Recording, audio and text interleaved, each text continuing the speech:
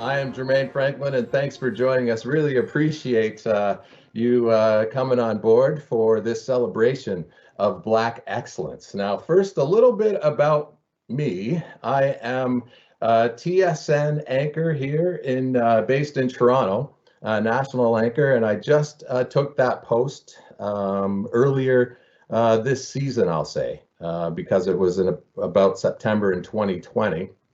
And before that, I was the reporter for Calgary. I was the Calgary bureau chief, and I covered such things as the NHL Stanley Cup, plenty of NBA finals, NFL playoffs, you name it. There's a good chance that I have been a part of it in some form or another here in North American sports. Now, the reason why I'm here to host is because I am a University of Windsor grad, and I am graduated in 1999. Yeah, that's last century. Don't hold that against me, as time continues to go by rather quickly. And I am a proud Windsor graduate. Windsor was a huge part of my life. Still is when you think about it. That's where I met my wife. We are still together 19 and a half years later, but who's counting? Two kids as well, Sammy and Micah. So Windsor will always be a huge part of my foundation in my life, and I have lifelong friends that have extended, that were met, and the friendships were born in Windsor. As we know, it is Black History Month, and we celebrate Black excellence during Black History Month. It's also a time for us to not just celebrate, but reflect and see where we are and how we can move forward. And in celebrating Black History Month, I think it's very imperative that we talk to individuals such as Bryant McBride. Bryant McBride is the producer of the documentary film Willie. It's already had some critical acclaim, and it is well deserved. And before I get into it any further, let me introduce Bryant. And Bryant, would you mind telling us a little bit about yourself? Jermaine, thanks for having me, and to the University of Windsor and all my friends there. Thanks for having me. It's such a pleasure to be here. I was there a year and a half ago at WIF at the film festival, and it was great to be there, and it's great to join the team at Windsor again, and alumni at Windsor. So it's a thrill for me to be here. I was born in Chicago. I'm from Sault Ste. Marie, is where I grew up from the time I was 5 years old. So although I live in the States now, I speak fluent Canadian. On both sides of the border, I've been able to go back and forth rather seamlessly over a long period of time. But grew up in the Soo, played all kinds of sports there, and went to high school there, and had just still, I consider it home in a lot of ways. My dad spends half the year there still, which is great. So I get to go back and see a lot of old friends, a lot of University of Windsor graduates from Sault Ste. Marie. We always have a steady pipeline, it seems, down I-95. That's where my roots are. I played a lot of sports there. Played hockey. It's been a thread through everything I've done. I celebrated my 50th year playing hockey this year, which is crazy. Although I look like I'm 25, I know, right? But so it's been a really great. It was a great place to grow up, but was able to play basketball and football and a whole bunch of other things in the Soo. But hockey was the dominant pastime, and it enabled me to go to school in the States, which is what I very much wanted to do. Was recruited to the United States Military Academy at West Point, and went there, and then was there for 2 years. I was lucky enough to be the first Black class president at West Point, which was an incredible honor, and I still stay in touch with so many of my friends there. But ended up finishing up and matriculating from Trinity College in Hartford, Connecticut, where I played hockey. Also had a great run there. We won championships with just an unbelievable group of teammates. Then went to the Kennedy School right out of Trinity. I went to the Kennedy School at Harvard and got my master's in public administration. and then worked in finance and real estate and realized that's not what I wanted to do for a living. Saw that Gary Bettman had been hired as commissioner of the National Hockey League, and got in front of him through some friends, and became his seventh hire way back when in 91, 92, and became vice president of business development, and was there for 9 years at the NHL. Just had an amazing time there. Really grew up there in my professional life. Was able to do some really fun things that we'll talk about. At the top of that list is working with Willie O'Ree, finding and working with Willie, and so did that for 9 years, and then jumped out on my own. At heart, I'm an entrepreneur. I love to build things. I'm a builder, and so I've looked at, over the last 20 years, it's been the next chapter of my career. I'm still in it right now. I've looked at about 8,000 opportunities. I've invested in 8. I build companies at the intersection of sports and technology. I have a wonderful group of investors for a long period of time, and I've been lucky enough to produce returns for them. So that's what I do during the day, and then with my other hours, I'm passionate about social justice. Have been for a very long time, and that's really ramped up in the last few years. I was going to say, you have other hours after all that stuff that you listed, Brian. That's pretty impressive. But one thing, a couple of things I'll stress. First and foremost, being the class president at West Point, that is so impressive and incredible. And what an accomplishment that is. And the second one that I'll stress is, I know you mentioned that Gary Bettman, you were his 7th hire. You were also the first Black executive to be hired by the NHL, which is nothing short of outstanding. Of course, some people would say, well, it was about time, but the time came, and you were the man that got it done. And the things that you have done from that position for the game of hockey can't be ignored. So let's start with Willie. What made you find Willie? First and foremost, Willie O'Ree, the very first Black person to play in the NHL, and how did that relationship grow from there? Well, I knew who Willie was when I was growing up. I went to the library when I was 10 years old, and I looked it up, and there was Willie. I wanted to be the first Black player in the NHL, but he beat me to it, and so I was upset with him for a couple of years there, but I got past it. No, I knew who he was, right? He was so legendary, and so I grew up knowing. But when I got to the National Hockey League, and I was hired to grow the game, and the definition of that was not defined. Gary would say all the time, "All right, what are we doing next? What new revenue streams are you driving?" And he wasn't joking. That was our conversations in the hallways. And I took that definition of grow the game to include more people. And I still take it as that. It's about inclusion, and it's about making sure that the fan base is strong and dynamic and diverse. And that work wasn't being done at the NHL. At that time, it was an afterthought. It was just a much smaller, different organization than before Gary Bettman. So my parents really drilled it into me: you're not part of the solution, you're part of the problem.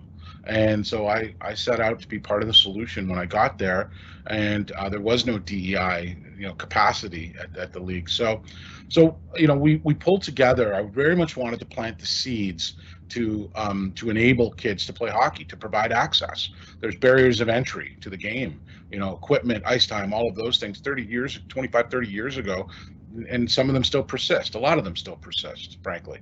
But so we pulled together 4 programs that were already in motion: ice hockey in Harlem, the Mariucci Intercity Hockey Program in Minneapolis, Jack Adams in Detroit, and Fort DuPont in Washington, D.C.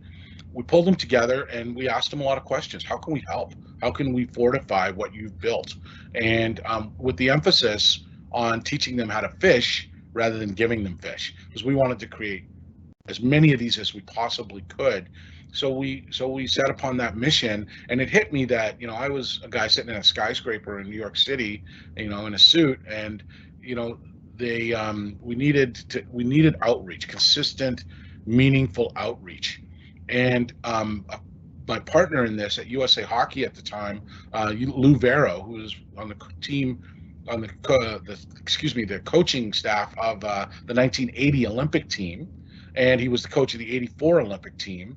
And he said we should find Willie O'Ree, and I would, you know what, you're right, that's a brilliant idea. So we set upon doing that. There was no Google, right, dating ourselves, and but through a friend at the FBI, and this is depicted in the film, through a friend of mine at the FBI, we tracked Willie down, and he was working in security at the Hotel Del Coronado in San Diego, and I took the time I talked to him first, and was just very impressed with him, and I went to meet him, and I was blown away. I mean, Willie is the most earnest, humble, gracious man you'll ever meet. I mean, he's just such wisdom and humble, that I just set upon. I made it a mission. We have to hire him, and we have to let him be himself and travel the country, being an evangelist for the game in non-traditional areas, providing access to kids and families who otherwise wouldn't have got that access. And you get an idea. First again, you just name dropped a friend in the FBI. Okay, Brian. And you probably can't say his name because he's that important in the FBI, or was back then. But I digress. We're gonna get to Willie, and this is in the film, Brian. So I encourage anybody who hasn't seen the full documentary, please.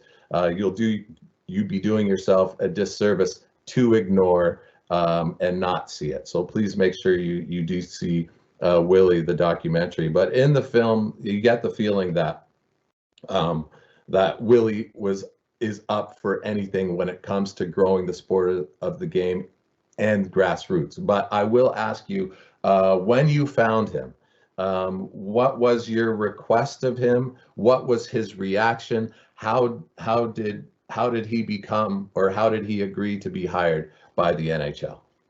He unfortunately, I think over the years, looking back on it, he'd been made a lot of promises, right? Oh yeah, we're gonna get back in the game. You're gonna be a scout. You're gonna do, and it just, none of it ever really played out, unfortunately. So he was a little bit suspect, right? He was like, okay, what do you want? Who are you? And I laid it out for him, and I was sincere, and I meant what I said. I want you to come to the NHL. I want you to work with kids. I want you to just be yourself and tell your story, that, the game's for everyone. And after some trying to figure it out organizationally as to when and where he fit and all of that, I brought Gary Bettman to hear him speak at Ice Hockey in Harlem, as it's depicted in the film as well. And Gary turned to me 10 minutes in and said, "This guy's incredible. We got to hire him right away. Hire him right away." It was a direct order. So I did. And, Gary gets a lot of grief for a lot of things, but he and Willie O'Ree from day one were fast friends. They remain really close friends together to today. They went into the Hall of Fame together, which is incredible.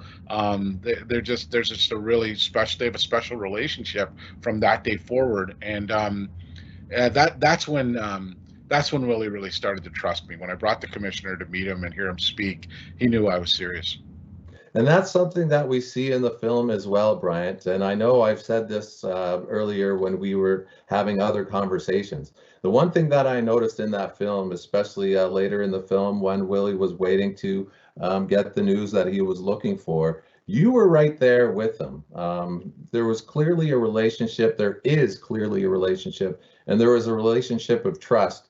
And that's not always, that's not a given. So what does it mean to you to be a trusted friend of Willie's, and somebody that he trusted, also counted on, and you came through?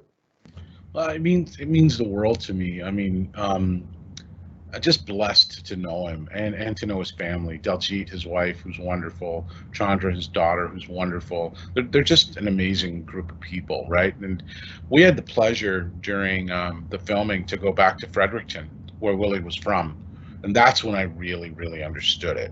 His roots in Fredericton are so deep. People there revere him, and they revere him because of all he's accomplished, but more so because of who he is, what he stands for, the way he carries himself. Willie, couple of funny things about Fredericton and Willie. Willie goes to about 4 church services when he's in Fredericton on Sunday morning. That's so he gets to see everyone. They demand that he comes, right? So it's very funny, and he loves to hang out at this terrific little spot called the Cabin, which is in the film as well. And it's just the friendships that he has cultivated there over all this time are incredible. Like, he's very rarely, and our director Laurence Mathieu Leger, who did an amazing job creatively on the film, she made a point to depict those relationships. And one of his best friends, Junior Doherty, who's featured in the film as well, a white guy and a black guy, Yeah. a friendship for 70 years. Yeah. Stretching back to the 40s, right? How often do you see that on film? It's very, very rare.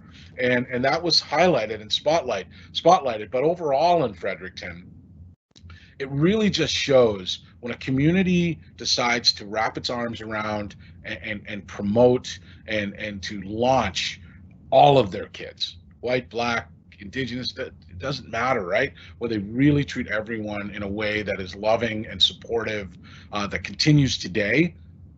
That's why Willie is who he is and where he is. You know, what you just said there, Bryant, sparked something in me. So I'm going to say something hopefully fairly quickly. But when you mentioned the friendship that Willie had with his best friend, a white and a black man, lasting over 70 years, just simply incredible. And it makes me think of my situation when I was growing up here in Stouffville. It's a mainly white town, not a lot of black families. My absolute best friend also is a white man. And the reason why I bring this up is because what happened with me, and I'm going to tie it together. I decided to go away to University of Windsor. And one of the things that I wanted to do was make sure that I saw plenty of others that looked like me. I wanted to be immersed in that culture because I had plenty of black family, clearly, but it's never quite the same. You're always around family, but you don't really know what it's like outside of family. And that's one thing that the University of Windsor did for me in terms of being cultured. I met so many different people from different cultures, but especially the black culture, and being immersed in it outside of my family just to get that feeling, because that feeling didn't exist in hockey dressing rooms. I know it's the same for you. That feeling didn't exist even on the soccer field or even the basketball court because I was in Stouffville. It was just mainly me. The reason why I bring this up is because there's a point in the film. Willie O'Ree was an outstanding athlete, not just a hockey player, an outstanding athlete. So much so he had the opportunity to try out for the Braves in Atlanta. Now I'm comparing my experience, and I hope you give your experience a little bit as well, Brian. But my experience going away from home for the first time was exhilarating because I was, I guess, open arms at the University of Windsor with other black students, other black people. Willie, he was obviously he was with his own, but he was forced to be with his own because the experience was Jim Crow and he was segregated from white people he grew up with his entire life, the people that look like him, I should say. Just incredible what he had to go through compared to what many of us had to go through leaving home for the first time. His experience was not great, and he decided to concentrate on hockey because it was so not great in baseball. Is that fair to say? Absolutely. No, I think that's incredibly well put. Yeah, it was they knew, before Willie went down to try out for baseball, remember it was in the wake of, it was literally within a year of Emmett Till, right? And that awful, Wow. that really was one of the sparks that ignited the social awakening, the civil rights movement. So his family, there was real trepidation in Willie going down there. I've talked to him about it at some length, and he decided to do it, and it was just completely and utterly foreign. It was so different. He saw the whites only signs, bathrooms and restaurants, and I mean it was like going to another planet for him coming from Fredericton. Excuse me, Yeah. coming from Fredericton. So the adjustment was jarring for him, and he tells the story of where he had to stay, where he had to live, just the strictures, the code of Jim Crow at its peak, right? And its grip was just so firm in the South at that time that it was incredibly eye-opening for him. And he tells the story of going home. He unfortunately didn't make it. He got cut. He was an exceptional baseball player, but he tells the story of having to get on the bus in the back of the bus, right? I love that story. Easy to think about. And then as the further north he went, he got to move up in the bus. By the time he got to Fredericton, he crosses into Maine and he crosses the border. He's sitting in the front row just because.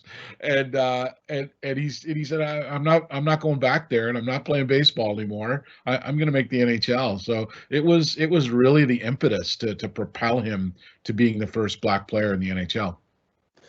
Thanks for that, Brian. Now, I just wanted to make sure that those that are listening, it's not just a discussion between Bryant McBride and myself. Feel free to ask questions.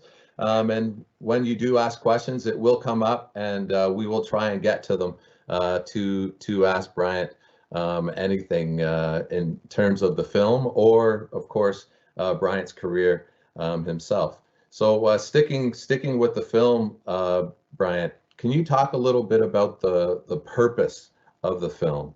And I know there are so many different ways you can answer that, but what was the goal of the film? Do you believe that you reached it with Willie? First and foremost, we wanted to honor Willie and his legacy. This project really started on the 60th anniversary of Willie's first game in the Boston Garden. He called me up, said, "Hey, I'm going to be in Boston," and every time he comes to Boston, he calls, and we make sure to see each other and have fun and catch up. And he said, "Hey, the Bruins are going to honor me for my first game." I was like, "Oh, that's great." So he said, "Bring your wife and kids, and we're going to go to the box. It's going to be really fun." He's going to drop the first puck, and that's when it started. And the commissioner was there, and first time I met Kim Davis, who has my old job at the NHL, a little bit different purview, but she's responsible for a lot of things I was. And I turned to Gary that night and I said, "Why is he not in the Hall of Fame? He's 82 years old. What are we doing?" And he's like, "You know what? You're right." He goes, I don't influence the Hall of Fame selections. Gary doesn't. That's quite clear. But he said, "It's a brilliant idea." And I said, "Okay, we're doing this." And I just set out to get Willie in the Hall of Fame. That was really the start. And then I live in Lexington, Massachusetts. And I have a place in New York City as well, in Harlem. And I was sitting on my stoop in Harlem, and my neighbor was walking by. She's a Montreal native. That's Laurence, who was the director and co-producer. And we started talking, and I told her. She said, "What are you doing? What's going on?" I said, I'm doing my business, but I'm also working on this project that's important to me." And I told her all about Willie O'Ree. She's from Montreal. She'd never heard the story. And she was like, "Oh my God, like when," she said, "Where is he?" I said, "He lives in San Diego." She goes, "He's alive?" I said, "Yeah, he's alive. And, hopefully we're going to get him in the Hall of Fame." And she's, "That's incredible. We have to make this film." She's an investigative journalist and brilliant shooter. And so I said, "You know what? You're right." It was a light bulb that was, we have to make my business. I make scalable content. I build businesses at the intersection of sports and technology, and we needed a scalable story that could have, if we did it right, that could have generational impact. Willie's done so much, and it needs to live way beyond him. Going from town to town. We measured as part of his Hall of Fame candidacy. He had. At that time, he'd been in his job for 21, 22 years. We hired him when he was 61. which is crazy. He started his next career at 61. Most people are slowing down. Willie was turning up the gas and starting to go hard as he always has. So we measured from 61 to 82 how many miles he had traveled. He lives in San Diego, so he's on planes a lot. He had traveled 6 cumulative years.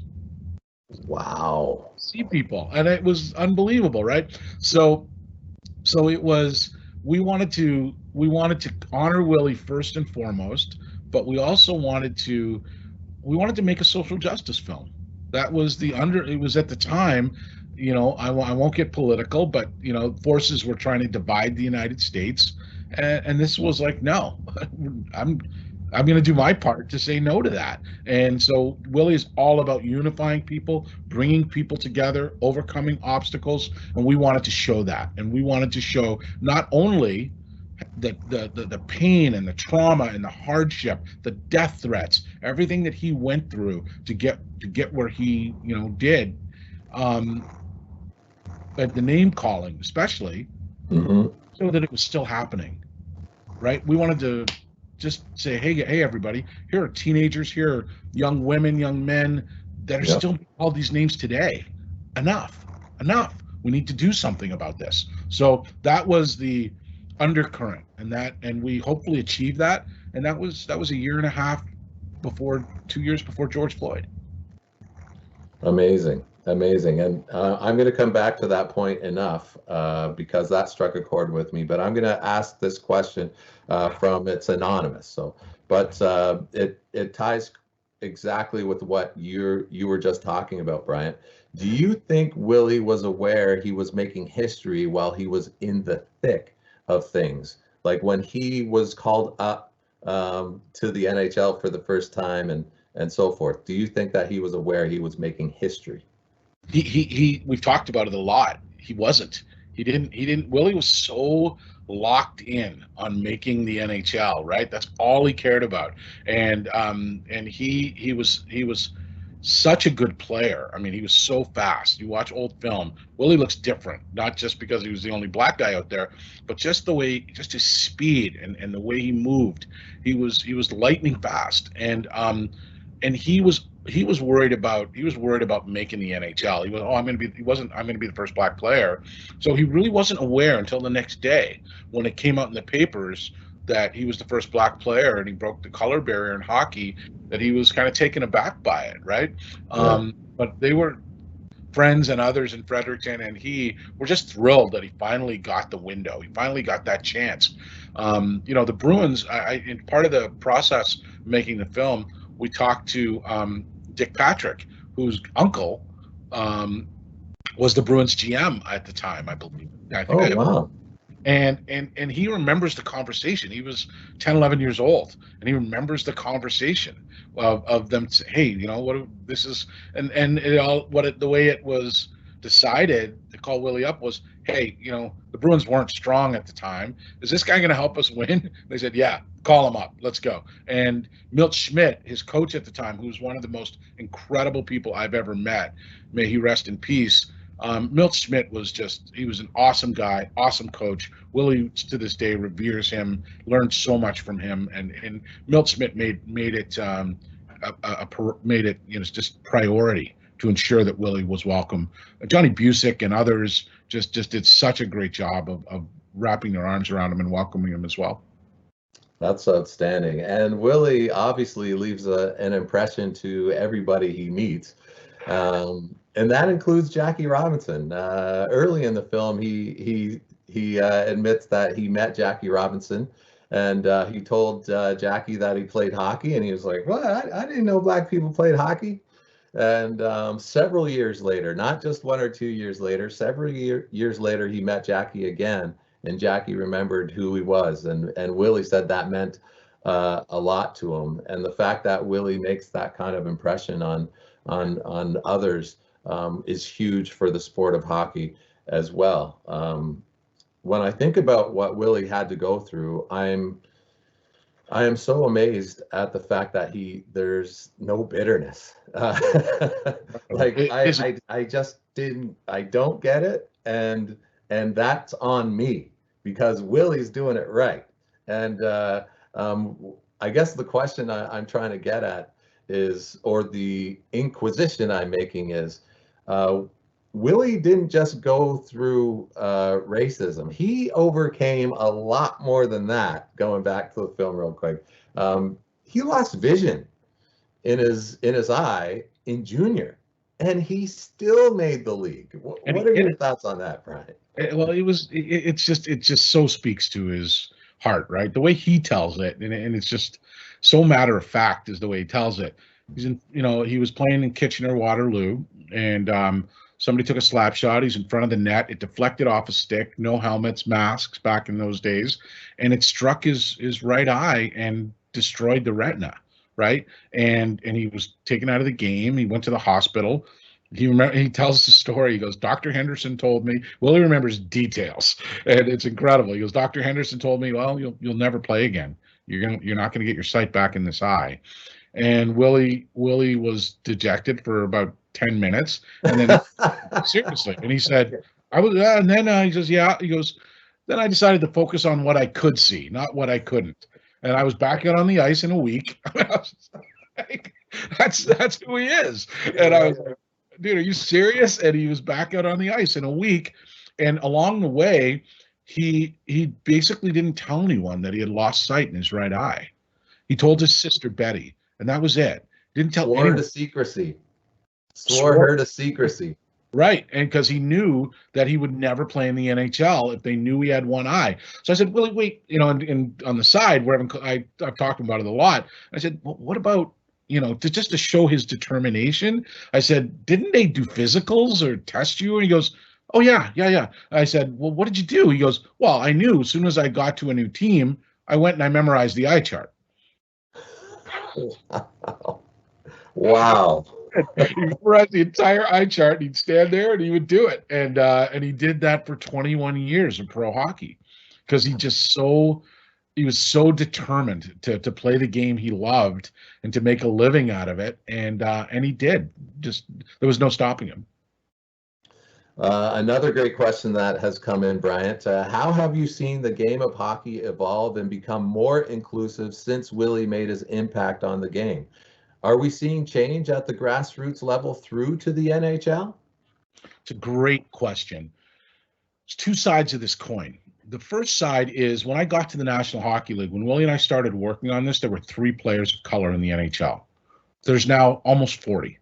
So that's pretty good, right? I mean, that's pretty good growth, but took way too long. That's 25, 30 years later. That's just that pace. It's not, to me, it's not the pace that we need. So it's not 10% yet. It's not 10%. Not even close. Yeah. Yeah, there's more work to be done. So at that level, and that's one metric, right? That's one side of the coin, and it's an important one. The representation at the top, if you can see it, you can be it. And so having players there is important at that level, and also is important in the women's game. The growth of women's players at the pro level is increasing dramatically, which is fantastic. But on the other side of the coin, and where I think it's most important, is I make the argument all the time to friends that hockey is the most important sport for kids of color to play. And they, well, what are you talking about? Welcome the culture, and it's a white sport. And I said, no, you don't understand, because I am in a rink every week to this day. I'm out there. I've coached my kids, and I'm still helping with my local league. And as a dad, if I could only give my kids one thing, it's resilience. And those 4, 5, 6, 7-year-olds, when they get on the ice for the first time, skates are a great equalizer. Nobody's born with skates on. You get out there, and the first thing you do is you fall. You fall on your butt. And the first thing you learn is to get back up. And that resilience, that get back up every time, no matter what, right? That sinew, the guts it takes to fortify and to forge on, that's a muscle. And learning that muscle at 4, 5, 6 years old as a person of color, that extends to other parts of your world, other parts of your life. That mastery from the time you step on that ice for the first time in October through that April and you're flying around out there, or you've improved, whether it's in your second, third, fourth, fifth year, that mastery and that resilience it's everything. It's everything, because you're going to need it as a person of color in North America. So filling that pipeline at the bottom, making sure that people have access, making sure that the culture is such that people feel welcomed to the game, right? That they don't feel othered. And I'm talking big I inclusion, LGBTQ plus, BIPOC, ableism. I mean, all of it. Everyone should have a chance to experience that resilience and that, hey, I figured this out. I can figure out lots of things. So I think the answer is yes. Sorry, that's for the long answer to a short question, but the answer is yes.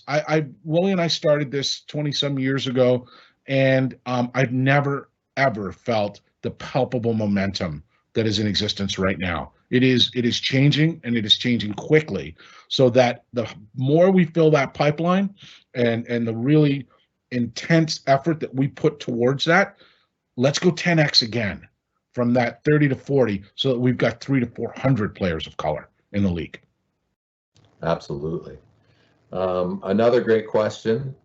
Brian, what was it like to make a documentary in comparison to other work you have done? Frustrations, successes? Would you ever consider making a documentary again? I know the answer to that question. Absolutely. It was, I'm an entrepreneur. I build things. So the whole process of finding the dollars, putting some of my own money in, and from the outset, I would be remiss if I didn't talk about the incredibly smart, amazing team of women, creatively women, who made this film. And it is a better film because women were at the creative helm. I would not have done some of the things. There's young women throughout this film talking about their hockey experiences and being called names, and just the touch and the aesthetic and everything that Laurence and Rosella Terzi and Ebion Behe that they did. And there's like 6 of us that made the film. And then the support.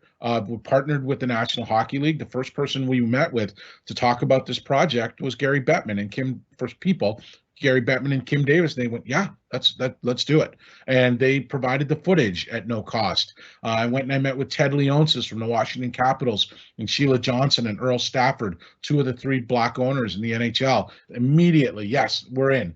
Dr. Joel Boyd, first Black team physician in the NHL, who's 2 of his kids work for the Seattle Kraken now. So just this outpouring of amazing people said, yeah, let's do this, including JP Morgan Chase down here. They said, yeah, this is important. And so we pulled the dollars together in about a week, which was incredible. And we dove in. And so that's what I do for a living, is to build something out of nothing. And I love it. That's the fun of getting up in the morning and at the end of it, seeing a product that you can feel proud about and that hopefully impacts people in a positive way. That's what I've been lucky enough to do for a long time. So would I make another one? Absolutely. I mean, this was an untold story that needed to be really told. And we had a vision from early on that this was going to be more than a film. We very much wanted this to be a social justice film that could be expanded via education. So we have built, in partnership with the NHL, in partnership with a group called Classroom Champions, in partnership with Canadian Tire, who's been terrific up north, and Dunkin' Donuts down south in the States. We built something called lessonsfromwillie.com, and go there and check it out. There you will find 3 things: an abbreviated version of the film for classroom setting. That's first. Second, you will find a teacher's guide. And that teacher's guide was first built as we were chosen as a film that could have impact for kids at the Hot Docs Film Festival in Toronto, our first film festival, where we came in second, which was incredible.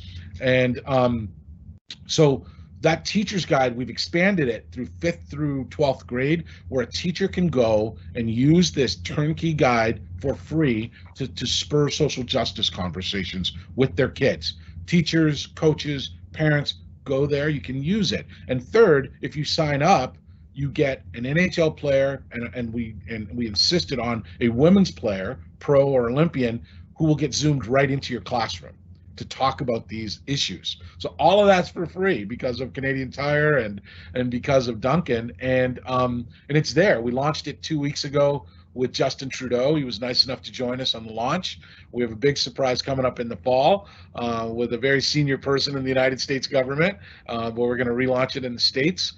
And so, yeah, it was, I would do it again, and I will do it again likely. We think that there are 30, 40, 50 of these stories out there, but in bite-sized, more 30 to 40 minute, 7 to 10 per season, bingeable, where we really want to tell the stories, the great stories that are out there about people that are underrepresented, that have been othered, if you will, whose stories just aren't known. And then we want to make sure that that becomes educational curriculum as well, so that we continue to do the work. We continue to beat the drum of change. That's really our purpose. No, I think I'm going to save the last few minutes for some of the suggestions from you to and how to do the work. But just to stick with that one question, great question from the person listening and watching this conversation. Thank you. You kind of glossed over the frustrations, if there were any. Were there frustrations making the film? Were there frustrations after the film was made to be taken seriously, or was it a easy road? No, not an easy road, but was it a smooth road? You know what I'm saying?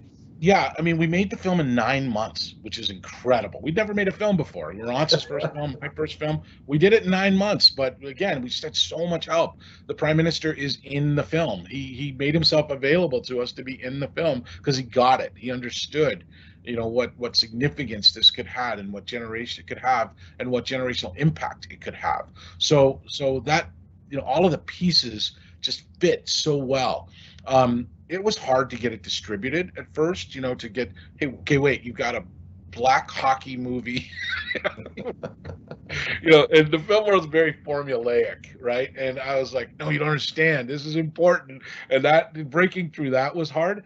I'm not, the film world is just hard. I mean, it's a conveyor belt, and you churn them out and move on, and that wasn't what I was after. I don't care about winning awards. I don't care about any of the attributes in the film world. It just doesn't do a lot for me.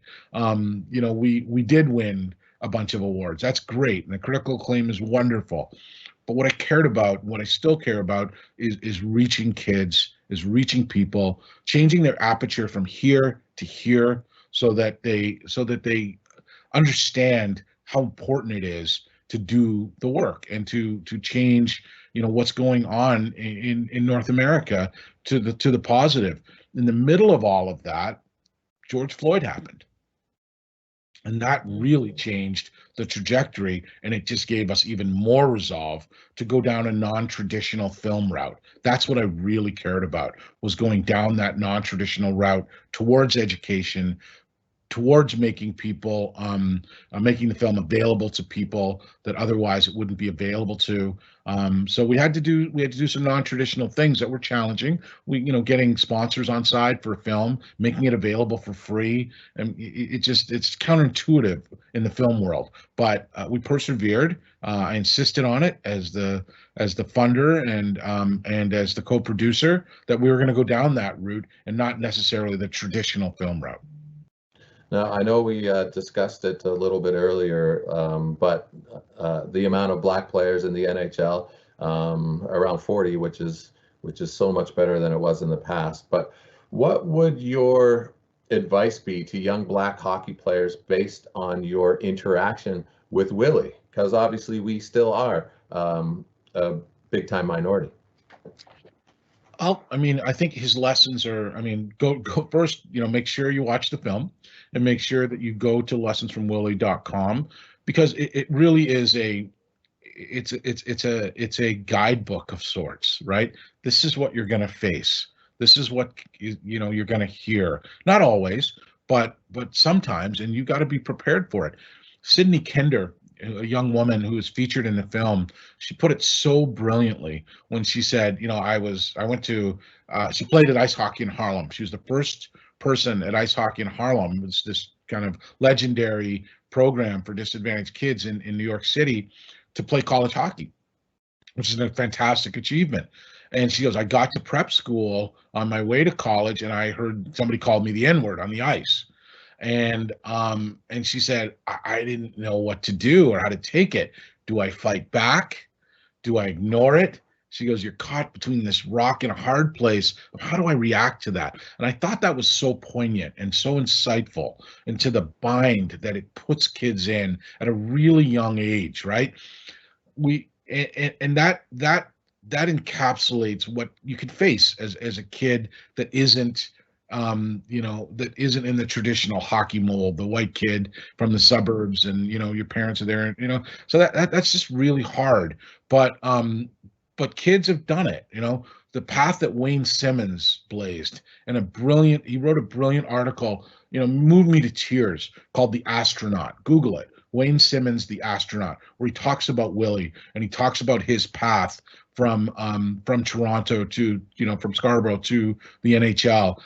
That is literally one of the best things I've ever read about that journey, because it's not a simple journey. It's just not.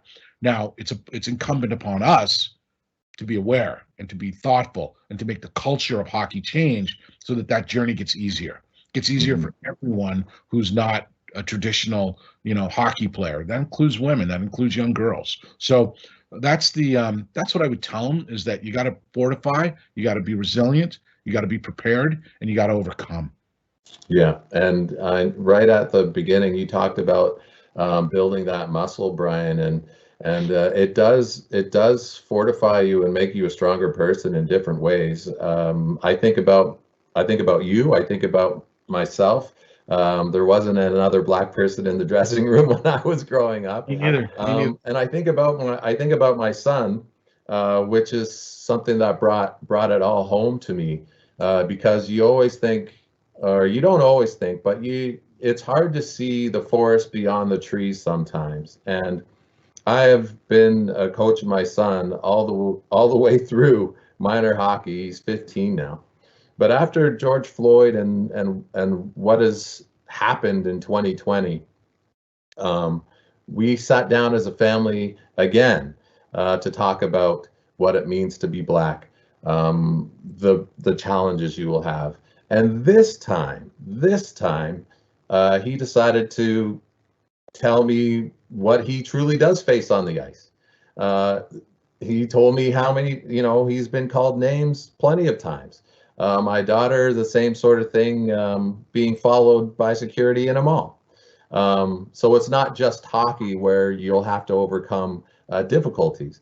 The point I'm making here is I was naive enough to think that things have changed enough where he wouldn't have to face the same things we did in the same way, but he did.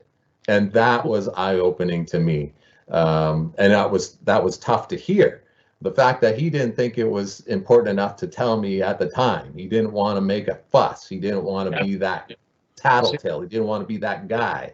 Same thing. And it's rough. So yes, there will be challenges to that question. That was a question from another person watching. There will be challenges as a minority playing in hockey, but in most sports. But are you ready to face them?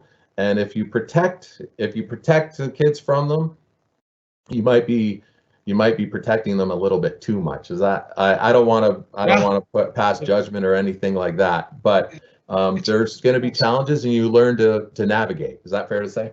Very fair. It's a very hard balance to strike as a parent, right? In that you don't want to shelter your kids too much. You've got to get them ready, but yet you also don't want to, you don't want to jar them either, right? It's just, that's a very difficult balance. And, I mean, one of the things that is a lightning rod conversation down here in the States is people, after George Floyd, a lot of people were talking about systemic racism. They were talking about white privilege, and people who would push back against white privilege would say, well, how's that a thing? How's that real? And I said, it's real simple.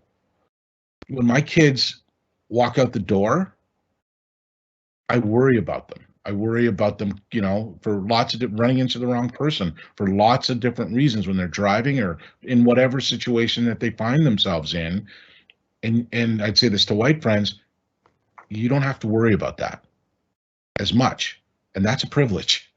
Right. And then they would get it. Then they'd be like, oh, okay, I see what you're saying. I see where you're going with that. Right. It kind of starkly hits them. And I have a neighbor, really super smart kid. Simon asked, I live in Lexington, Massachusetts, which is a very progressive, liberal place. It really is. And he asked me, why do you have 4 Black Lives Matter signs on your lawn, in front of your house? And I tell him, it's for everyone that was stolen. And we're going to keep putting them up every time it gets stolen. Yeah. Or a lot of fools with them, right? So here we are in 2021, and here we are. We all saw January 6th, and again, not to get political, but it's a really, really hard time in the States. One of the things that I just have to say is that unlike Rwanda, unlike South Africa, unlike Canada, okay, in terms of the Indian Resettlement Act, and unlike Germany, the United States has never dealt with the deepest wound in its history, which is race. We need truth and reconciliation here desperately. We need to talk about this. If January 6th doesn't give us pause and make us take a little reflection, a little collective, country couch time, if you will, to think hard about what's going on. Yeah. And the reason that Germany, if you look back at the history, Germany did truth and reconciliation because we made them. The United States made them right after the war. Do we have the guts to do it to ourselves? That's the question. True question. And just in case, January 6th is the insurrection of the Capitol building. In case anybody wasn't sure. Yeah, that's unbelievable. Hey, Brian, shout out to Bob Osborne, okay? Bob Osborne of Burlington. He's saying he's old enough to remember Willie as a player. You knew who he was and why he was important. The film fills the unknown years before and after a stint in the NHL. Well done. Thank you so much for that, Bob. That's a special compliment. Thank you, Bob. That's awesome. So time has flown by. And I said that we were going to get to the work, because that is something that is near and dear to your heart. That is something that clearly comes naturally because you put the work in, Brian. So how do we put in the work? And first I'll ask, what does putting in the work mean? And of course, we're talking about the racial divide, growing the game through, and getting us through it. To me, I at first when it started to happen in the wake of George Floyd, all the black Instagram posts and the blacked out squares and whatnot, guilty. I'll say I'm guilty. Yeah, no, hey, but it bothered me at first a little bit, right? I was like, oh, it's so performative. But you know what? It's an on-ramp. You got to meet people where they are and how they want to express themselves. So that was a great on-ramp. That said, okay, this has been a personal journey. You mentioned the difficulties in the film. It wasn't as much in making the film. It was in my own personal, just rapport, looking back, right? I was born in 1965, and I've been lucky enough to be a bunch of firsts, right? And been navigating. That said, I really, in making this film, shamefully, I did a deep dive into what it means to be black and to really read about the history. I was lucky enough to go to good schools and whatnot, but I had never really, really dug in. So the work to me, 5 books. 5 books. The Warmth of Other Suns by Isabel Wilkerson. And hopefully we'll post these somewhere if you can. The Warmth of Other Suns by Isabel Wilkerson. The New Jim Crow by Michelle Alexander. Just Mercy by Brian Stevenson. The Color of Law by Richard Rothstein. And just recently Caste, C-A-S-T-E, by Isabel Wilkerson. They are a 360 purview. If you are white, black, it doesn't matter. Read these books. If you're only going to read one, read Caste. it will fill in gaps. And the takeaway, the thread that runs through all of those books is the insidious intent with which this was done over the last 400 years. It's mind-boggling. You just, in every crack and every crevice of society. And to personalize it, it really started to hit home to me. My parents were married in the Sioux, in the Canadian side, in the late 60s. It was illegal in 32 states for my parents to marry. My dad is white, my mom is black.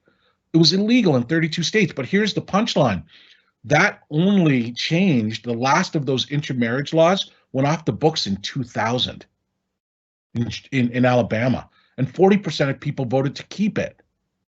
So, it's real down here. It's real everywhere, right? And so doing that work and understanding that also helped me understand the difference between relational interactions and transactional interactions when it comes to race. Humanizing is at the heart of relational. That's what Willie's so brilliant at. Is you see Willie, you see a person, for slavery to exist over all that time, you had to dehumanize people, right?